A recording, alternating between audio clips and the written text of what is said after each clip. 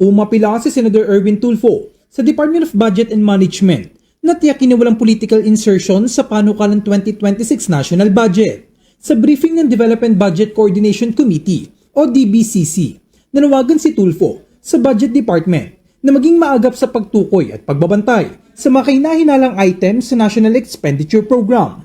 Ayon kay Tulfo, ang ilang flood control programs na nakapaloob sa National Expenditure Program ay kalin tulad ng nakaraan at maaaring magmukhang pork barrel katulad ng issue sa pork barrel scam noong panahon ni Janet Napoles. Binigyan din ng senador na mas malalang sitwasyon ngayon dahil ang mga pondong nakalaan sa mga questionableng proyekto ay nagkakahalaga ng bilyon-bilyon at posibleng umabot pa sa trilyon.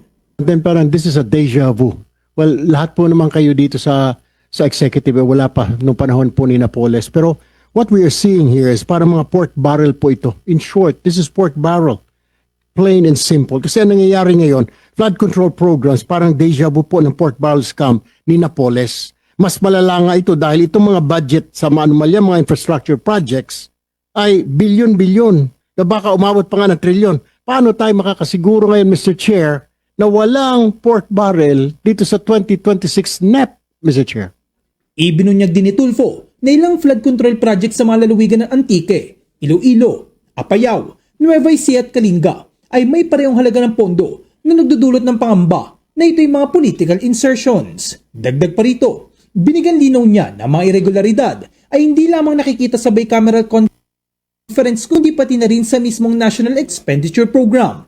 Sinabi ni Tulfo na mismong si Pangulong Ferdinand Bongbong Marcos Jr. ang kumilala na may mga questionabling items sa panukalang budget, partikular na sa flood control projects, at ang mga ito ay pinaniniwalaang bunga ng insertions. Binigyan din ng senador na ang mga numerong nakapaloob sa National Expenditure Program ay hindi nakapagbibigay ng tiwala, lalo na kung makikitang magkakaparehong halaga ng project di balancing distribution ng flood control budgets. Anya, mahalagang matiyak kung ang pondo ay tunay na mapupunta sa proteksyon ng mga komunidad at hindi lamang sa interes ng ilang politiko. Where the scope of work also identical, kasi po pare-pareho yung budget, ibig sabihin po, pare-pareho po yung scope of work. Siyempre, at tapos, pero I don't think so kasi iba-iba ho ito yung nandyan po yung sinasabi, yung terrain, nandyan po yung costing. Sa dalawang provinces po, magkakaiba po yung sinasabing, what do you call this, costing po niyan. Kasi iba-iba naman po ang terrain, iba-iba naman po ang sukat, pero pare-pareho po ito. Madam Chair or Mr. Chair.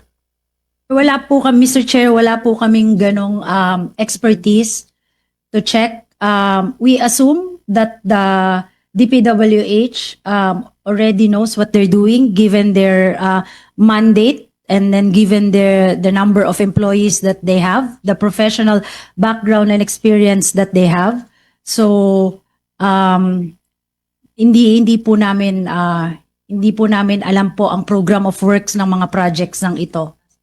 Samantala, inilantad ni Senate Committee on Finance Chairman Senator Sherwin Gatchalian ang 6 na indikasyon ng irregularidad o red flags na nakita niya sa panukalang pambansang pondo. Anya, tila sinadyang paglalagay ng mga ito sa National Expenditure Program. Kaugnay na rin ito sa kakulangan at limitasyon ng Budget Department na suriin ang mga proyektong isinusumite sa kanila ng mga ahensya tulad ng Department of Public Works and Highways. We found out there are 6 types of red flags in the budget. Number 1, red flag, walang station number. So you want us to analyze each and every project, pero saan namin hahanapin to? Walang station number. Number 2, may mga projects na duplicate. Exactly the same. Red flag number 3. Bakit? Naka-divide into phases. Parehong-pareho number yung pinakita kanina ni Senator Erwin. Yung round amounts, sinabi ni Senator Erwin, kung meron siyang detailed engineering, hindi siya magra-round amounts. Hindi siya magra-round amounts. Iba lang, parehong barangay, iba lang yung sitio, pero si same amounts. Yeah. Next ito, red flag number 5. May makita kami mga items na merong specific code names. Ito yung the worst. The same project na sa GAAD 2025, the same project in nasa NEP 2026.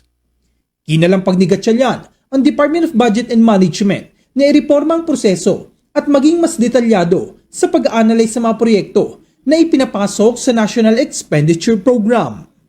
Para sa Bombo Network News, ako si Bombo JC Galvez and this is Bombo Radio Philippines, the #1 and most trusted source of news and information.